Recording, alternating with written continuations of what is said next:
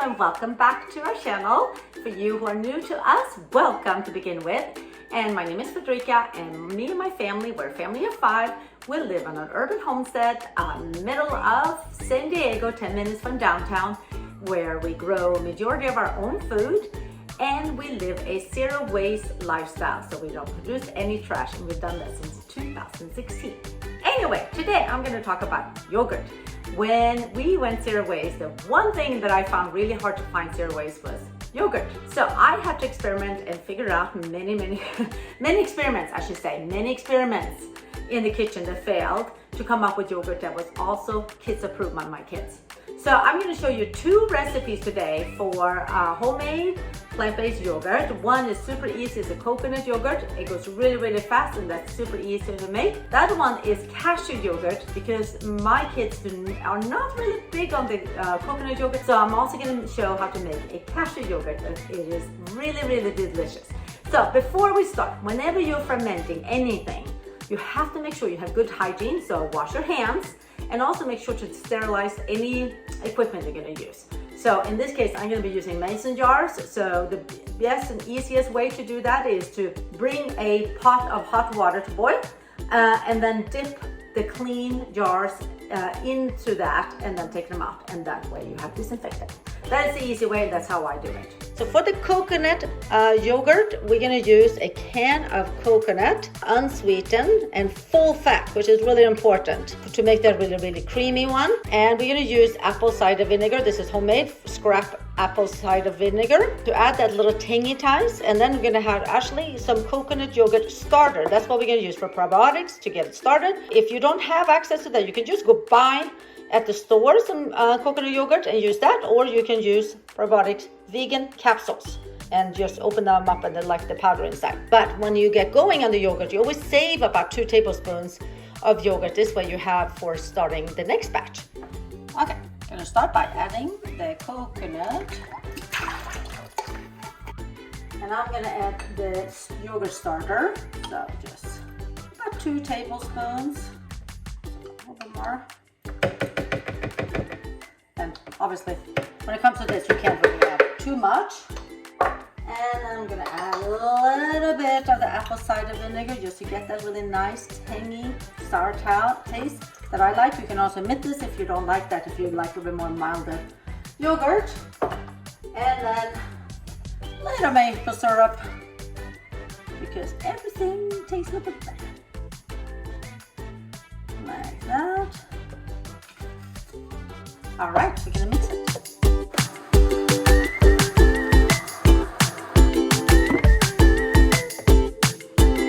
And now all we're gonna do is pour it into a clean and disinfected jar. And we're gonna cover it with a cheesecloth, and we're just gonna let it sit and ferment for 24 to 48 hours.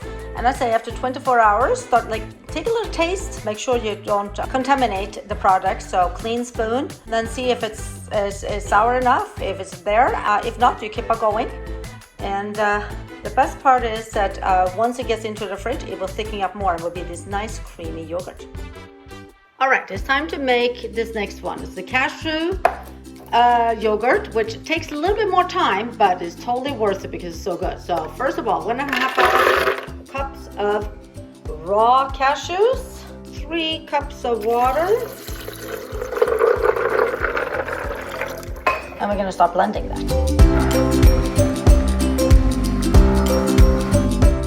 Okay, so the milk is done. This is just cashew milk, by the way. And you want to actually mix it for a good 1 minute or so. You want to break up everything and make it completely creamy. Now we're going to strain it. So you need a thermometer for this one. This is a really old one. Actually belonged to my mom, but it's still working. And we're going to strain the milk into the pot. I should say, you don't have to strain the milk, but I like it really creamy. My kids are very sensitive to any pieces, so this is just a way to make sure it's 100% creamy. Look at that beautiful milk. We're gonna bring the cashew milk to a simmer, and then we're gonna let it cool down to 110 degrees. And the reason that we're doing this is actually it will thicken as we bring it to simmer, and also it will kill any unwanted bacteria. Obviously, we only want to have the good. And really important not to add the next ingredients until it cools down to 110. Probiotics is the most important one because anything higher than 110 and the bacteria will die, the good ones. So we're reaching simmering here, and you can already see it's starting to get thicker. And the main thing is that you keep whisking because it's so easy to burn milk, and that's not a pleasant and fun. So the milk is done, and I'm just gonna put it aside, and we're gonna let it cool down to 100 or 110 degrees. That takes about 30 minutes, so we're just gonna put in the thermometer and wait. So I had planned I was gonna thicken this yogurt with cornstarch, but it got so thick during the cooking, so I'm actually gonna leave it like it is. It looks perfectly creamy. I mean, this is just amazing. This is gonna be such a good yogurt.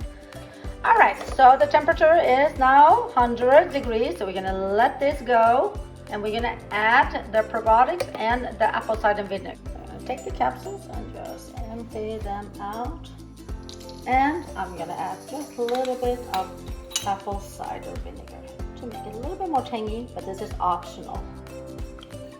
And this is also when you can add vanilla if you want to have a vanilla yogurt, or you can add a little bit of maple syrup, a little bit of honey, whatever flavors you think will be really, really nice.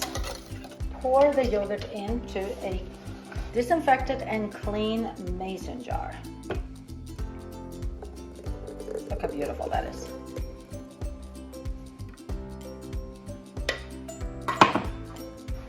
And it's time to start fermenting. Okay, so I have turned off the crock pot, but the hot water is hot. I'm gonna put the lid on, and then you're gonna put it in here, and it's gonna cool off in here, and it's gonna ferment for about 12 to 24 hours. And again, just taste it. And I'm gonna wrap this towel around it to hold in the heat, like that. All right, it's been about 15-16 hours, so it's going to be time to check the yogurt to see if it's ready or if we should continue. So the crock pot now is cold and the towel is a little bit wet, but that's okay. Let's see. So again, when you're testing, it is really, really important that the hygiene. So make sure your spoons are clean. Do not double dip because you can ruin it. I wish you could see how creamy this is.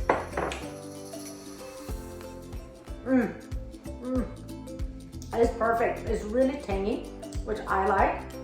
So if you like less tang, maybe a couple hours less. Well, it depends on where you are and your crock pot and everything. So this is why you want to taste it. Oh my God, that is so good. So we're gonna put it in the fridge. And the thing is, it will keep on thickening in the fridge. That was the cashew yogurt. We're gonna try now the coconut yogurt. And this one has not been in the crock pot, they've just been standing out on the counter. Look how creamy it is. Okay. This one is a little sweeter, quite tangy, but I think I would like to have a little bit more. So I'm gonna leave it out for a couple of more hours, maybe to the end of the evening. All right, so let's put that out. So these yogurts, once they're done, you put them in the fridge, they will thicken up a little bit, and they will last at least 7 days, I would say. No, unless you eat it, of course. My kids would eat it up, gobbled up. So make sure to save a couple of tablespoons of the yogurt to make your next batch. And this is how you do zero-waste yogurt.